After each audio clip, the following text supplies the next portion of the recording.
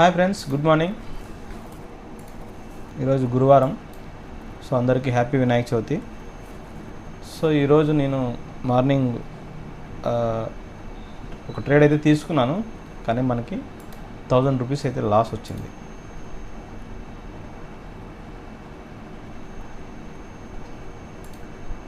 $1,147 అయితే మనకి లాస్ వచ్చింది. సో మనకి లాస్ ఎందుకు వచ్చింది అనేది నేను ఇప్పుడు మీకు ఎక్స్ప్లెయిన్ చేస్తాను. యాక్చువల్లీ ఏం జరిగిందంటే, ఈరోజు నేను ఫోమోకి బలైపోయాను. ఈ లాస్కి కారణాలు రెండు, ఒకటి ఫోమో, ఇంకోటి theta decay. First of all FOMO గురించి మాట్లాడుకుంటే, యాక్చువల్లీ మార్కెట్ ఈరోజు గ్యాప్ డౌన్ ఓపెన్ అయింది. సో గ్యాప్ డౌన్ ఓపెన్ అయిన తర్వాత మన స్ట్రాటజీ ప్రకారమే సిపిఆర్ కింద ఓపెన్ అయింది. ప్రీవియస్ డేని కూడా బ్రేక్ చేసేసింది. సో అయితే నేను ఈ two candles red candles form అయ్యేంత వరకు నేను అవైలబుల్గా లేను, మార్కెట్ని చూసుకోలేదు. సో ఆ తర్వాత మార్కెట్ రిజెక్షన్ స్టార్ట్ చేసింది. సో ఈ పాయింట్ ఆఫ్ వ్యూలో రిజెక్షన్ అనేది కనపడింది. సో నేను ఏం చేశానంటే, రిజెక్షన్ కోసం వెయిట్ చేశాను. సో రిజెక్షన్ వచ్చింది, ఇక్కడ నుంచి రివర్స్ అవుతుంది మార్కెట్. సో ఇక్కడ నుంచి రివర్స్ అవుతున్నప్పుడు నేను మన ఆపర్చునిటీ కోసం అయితే వెయిట్ చేస్తాను. సో ప్రీవియస్గా కూడా మీకు బాగా గమనిస్తే, సో ప్రీవియస్గా సేమ్ ఇదే విధంగా మనకి షార్ట్ ఫాల్ అనేది జరిగింది బ్యాంక్ నిఫ్టీలో. సో గమనిస్తే మనకి బ్యాంక్ నిఫ్టీలో ఈ పాయింట్ ఆఫ్ నుంచి షార్ట్ ఫాల్ జరిగింది. నేను లేట్గా చెక్ చేసుకున్నాను. సో నేను రిజెక్షన్ కోసం వెయిట్ చేశాను, రిజెక్షన్ కనపడింది, మార్కెట్ రివర్స్ అయ్యింది. సో ఇక్కడ కొంచెం టైం స్పెండ్ చేసింది. ఎప్పుడైతే 20 SMA ఇక్కడ వరకు వచ్చిందో, ఈ 20 SMAని గ్రీన్ క్యాండిల్ బ్రేక్ చేసిందో, సో నేను ఇక్కడ బై ప్లాన్ చేశాను అనమాట. సో ఇక్కడ బై ప్లాన్ చేసి ఈ క్యాండిల్ కింద స్టాప్ లాస్ అనేది పెట్టేశాను. ఒక 30 పాయింట్స్ నేను స్టాప్ లాస్ పెట్టేశాను. సో మార్కెట్ మనకైతే మంచి ప్రాఫిట్స్ ఇచ్చింది. సేమ్ ఈరోజు కూడా అదే విధంగా జరిగింది. బట్ నేను ఈరోజు బ్యాంక్ నిఫ్టీలో ట్రేడ్ ప్లాన్ చేయలేదు. ఎందుకంటే ఈరోజు థర్స్డే మంత్లీ ఎక్స్పైరీ ఉంది. సో ప్రీమియమ్స్ అనేవి డికే అయిపోతూ ఉంటాయి. మనం ఎంత స్టాప్ లాస్ పెట్టినా కూడా స్టాప్ లాస్ హిట్ చేసేస్తాయి. సో లాస్ వస్తుంది కాబట్టి, లాస్ ఎక్స్పెక్ట్ చేస్తాం కాబట్టి నేను నిఫ్టీలో ట్రేడ్ చేశాను. సో నిఫ్టీలో కూడా సేమ్ ఇదే విధంగా మార్కెట్ అయితే కనపడింది నాకు. చూడండి, 26న సేమ్ ఇదే విధంగానే షార్ట్ ఫాల్ జరిగింది. ఇక్కడ నిఫ్టీలో కూడా సేమ్ రిజెక్షన్ వచ్చేసింది, టైం స్పెండ్ చేసేసింది. సో 20 SMA కిందకు వచ్చేసింది. సో 20 SMAని ఎప్పుడైతే గ్రీన్ క్యాండిల్ బ్రేక్ చేసిందో నేను ఇక్కడ బై ప్లాన్ చేశాను. ఇక్కడ నుంచి ఒక 20 పాయింట్స్ తీసుకున్నా కూడా మనకి 1500 రూపీస్ ప్రాఫిట్లో ఉంటాం. సో నేను ఈరోజు కూడా అదే ప్లాన్ చేశాను. బట్ ఇక్కడ నేనేం మిస్టేక్ చేశానంటే, ఎప్పుడైతే రిజెక్షన్ స్టార్ట్ అయిందో మార్కెట్ ఇక్కడ స్పెండ్ చేయలేదు. సో బిగ్ క్యాండిల్స్ అనేవి ఫామ్ చేసింది అనమాట. సో నేను ఇక్కడ ఏం మిస్టేక్ చేశానంటే, ఈ 20 SMA వచ్చేంత వరకు వెయిట్ చేయకపోవడం నా మెయిన్ మిస్టేక్. ఎందుకు వెయిట్ చేయలేదంటే, ఫోమోకి నేను గురి అయిపోయాను.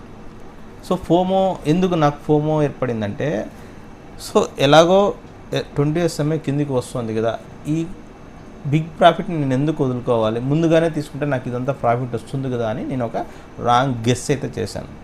సో ఇలాంటి గెస్ మీరు చేయకుండా ఉండాలని నేను చేసిన తప్పును మీకు ఈ వీడియోలో ఎక్స్ప్లెయిన్ చేస్తున్నాను. సో నేనేం చేశానంటే, ఈ పాయింట్లో నేను ట్రేడ్ ప్లాన్ చేశాను. 20 SMA ఇంకా రాలేదు, కానీ ముందుగానే నేను ట్రేడ్ ప్లాన్ చేయడం వల్ల నా స్టాప్ లాస్ అనేది హిట్ అయింది. మీరు బాగా గమనిస్తే చూడండి, 20 SMA ఎప్పుడైతే వచ్చిందో, ఆ 20 SMAని ఈ గ్రీన్ క్యాండిల్ బ్రేక్ చేసిందో, ఇక్కడ నేను ట్రేడ్ అనేది ప్లాన్ చేయాలి. బట్ నేను ముందుగానే ప్లాన్ చేయడం వల్ల, ఫోమోకి గురవడం వల్ల, ఇంకోటి ఏంటంటే థీటా డికే వల్ల స్టాప్ లాస్ అనేది తొందరగా హిట్ అయిపోయింది నిఫ్టీకి కూడా ఎక్స్పైర్ ఉంది కాబట్టి, నిఫ్టీ కూడా ఎక్స్పైర్ ఉంది. బట్ నేను తీసుకున్న పొజిషన్ వచ్చేసేసి ITM తీసుకున్నా కూడా తొందరగా హిట్ అయిపోవడం వల్ల నా స్టాప్ లాస్ అనేది హిట్ అయిపోయింది. సో మనకి 1147 రూపీస్ అయితే మనకి లాస్ వచ్చింది. సో నేను కేవలం 10,000 రూపీస్తో చేస్తున్నాను కాబట్టి మనకి నేను మళ్ళీ ఓవర్ ట్రేడ్ అనేది చేయను. ఎందుకంటే మన క్యాపిటల్ని మనం ప్రొటెక్ట్ చేసుకోవాలి. ఎందుకంటే మన దగ్గర 50,000 లేదు, 40,000 లేదు, రోజుకి 2 ట్రేడ్స్ 3 ట్రేడ్స్ తీసుకోవడానికి.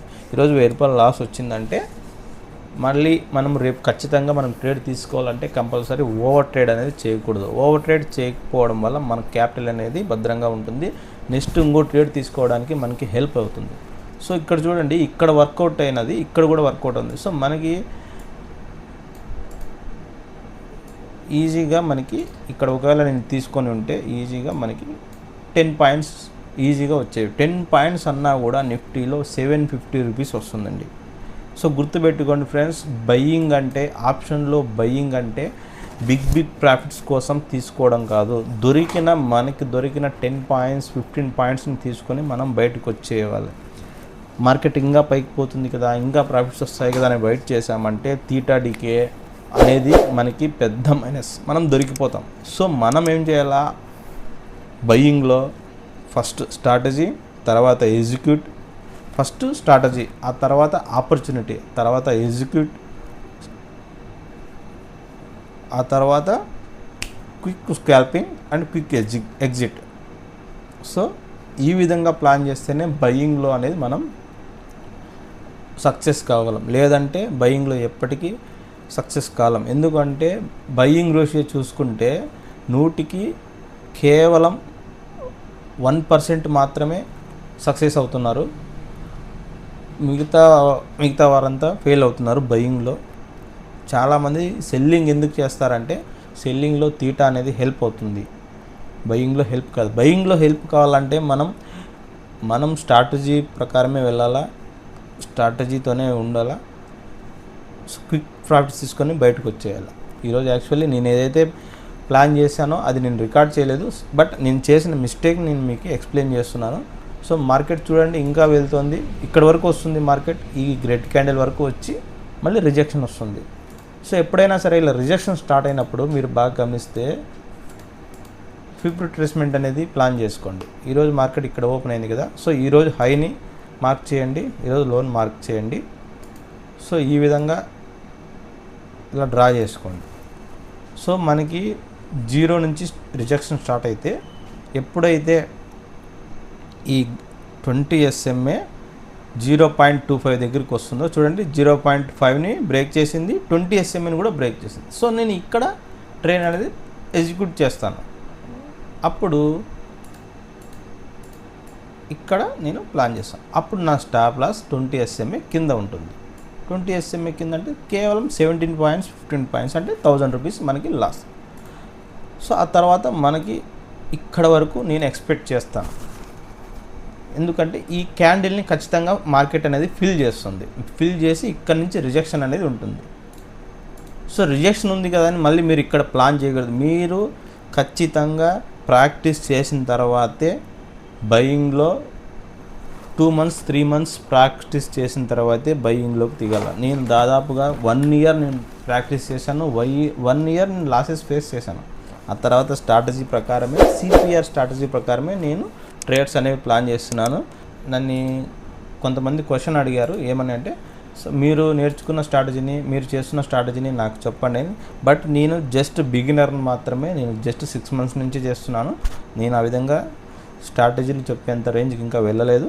ఏమంటే నేను నేర్చుకున్న స్ట్రాటజీని నేను ఎప్పుడైనా సరే బయింగ్, సెల్లింగ్, ఆప్షన్ ట్రేడింగ్ అనేది మనం ఒక్కరే చేస్తుంటాం కాబట్టి మనలో ఒక ఫోమో అనేది క్రియేట్ అవుతుంది.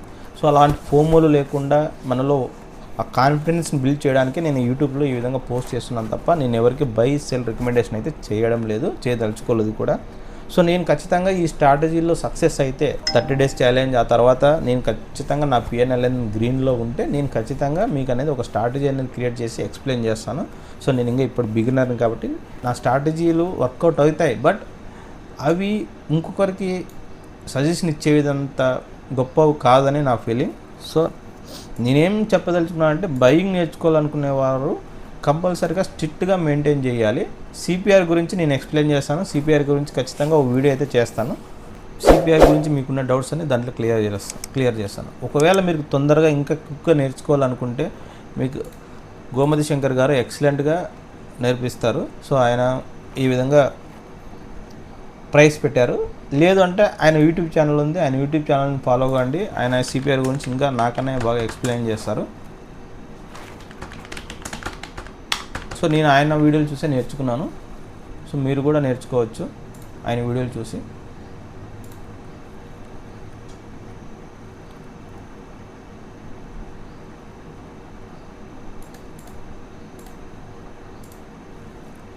సో ఇది ఫ్రెండ్స్, ఈరోజు నేనైతే ఫోమోకి బలైపోయాను. థీటాడీకి బలైపోవడం వల్ల, ఓవర్ థింక్ చేసి మిస్టేక్ చేయడం వల్ల నేనైతే ఈరోజు 1147 రూపీస్ అయితే లాస్ ఫేస్ చేశాను. ట్రేడింగ్లో ప్రాఫిట్ లాస్ అనేవి కంపల్సరీగా ఉంటాయి, మనం అది తీసుకోవాలా. సో 3 days 4 days మనకు ప్రాఫిట్లో ఉన్నాం కాబట్టి ఆటోమేటిక్గా మనకు ఓవర్ కాన్ఫిడెన్స్ అనేది పెరిగిపోయింది నాకు. సో అందుకే ఈరోజు నేను ఓవర్ కాన్ఫిడెన్స్తోనే తీసుకున్నాను, దానివల్లే నేను లాస్ ఫేస్ చేశాను. మనకి బయ్యర్స్కి ఆప్షన్ బయింగ్ అనేది కేవలం మార్కెట్ ట్రెండీగా ఉంటేనే ఆప్షన్ బయ్యర్స్ అనేవాళ్ళు సక్సెస్ అవుతారు. మిగతా మనకు ఆపోజిట్ వెళ్ళినా లేదంటే అక్కడక్కడే టైం స్పెండ్ చేసినా కూడా మనం లాస్ అవుతాం. సో మనం ఏం పట్టుకోవాలంటే ఎప్పుడు మార్కెట్ ట్రెండీగా ఉంటుంది, ఆ తర్వాత ఎప్పుడు క్విక్గా 10 పాయింట్స్ 20 పాయింట్స్ మనకు దొరుకుతాయి అనేది మనం తీసుకోవాలా ట్రేడింగ్లో. అంతవరకు మనం పేషెన్స్గానే ఓపికగానే వెయిట్ చేయాలా. మనకి ఎప్పుడు ఆపర్చునిటీ వస్తుందో అప్పటి వరకు మనం వెయిట్ చేస్తూనే ఉండాలి. సో ఇది ఫ్రెండ్స్ ఈరోజు వీడియో. ఈరోజు నేను చెప్పదలుచుకున్నది. మన కామెంట్లో ఫ్రెండ్ అడిగారు సిపిఆర్ ట్రేడింగ్ గురించి ఎక్స్ప్లెయిన్ చేయమని. నేను ఖచ్చితంగా ఆ వీడియోని ప్రిపేర్ చేసి నేను ఖచ్చితంగా అప్లోడ్ చేస్తాను. Thank you.